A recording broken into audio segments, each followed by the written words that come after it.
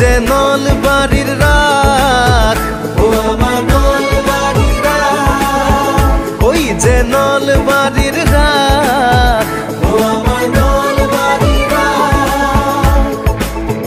ও আজি হৰি মন্দিৰৰ বাকৰিত ভক্তগণৰ সমাগম, মঠ মন্দিৰৰ শংখ ধ্বনিত ৰাস উৎসৱৰ আলোড়ন। ও আজি হৰি মন্দিৰৰ বাকৰিত ভক্তগণৰ সমাগম, মঠ মন্দিৰৰ শংখ ধ্বনিত ৰাস উৎসৱৰ